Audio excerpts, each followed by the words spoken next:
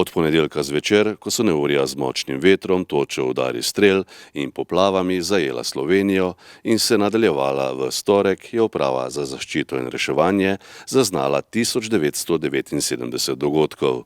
Neurja so tudi v občini Slovenska Bistrica povzročila precej nevšečnosti. Več o intervencijah na slovenjebistriškem območju je povedal strokovni sodelavec za zaščito in reševanje Branko Hojnik.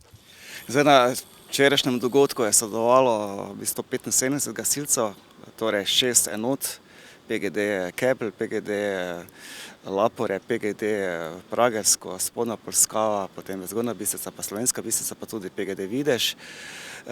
V bistvu je pa dogodkov včerajšnjem dnevu bilo približno 40. Zdaj moram reči, da največ seveda škode je bilo na tistih objektih, kjer so padla drevesa na njih.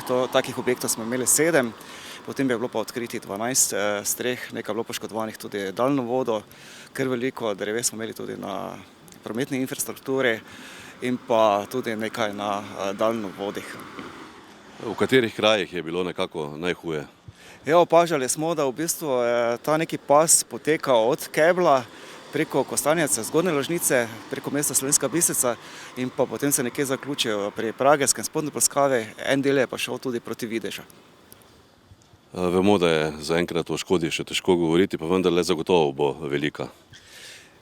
Res je, navadno potem še poteka ocenjevanje škode, tako da so potem te ocene res čisto grobe, zagotovo bo pa seveda velika.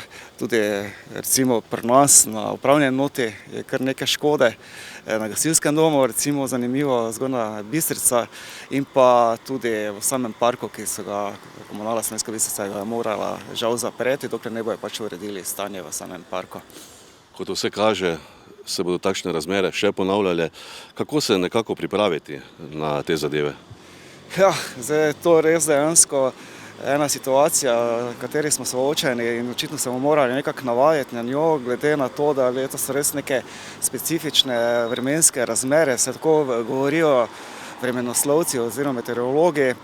In pač takšna je situacija, da se pojavljajo pač res ta neurja, kratkotrajna pravzaprav, ampak zelo z veliko intenziteto, predvsem vetra, ki nas posebej preseneča. Ljudje pa seveda bomo mogli biti znatno pozorni na vse te dogodke in se pa res pravi čas umakniti na varno, da nas ne to doleti na samem terenu.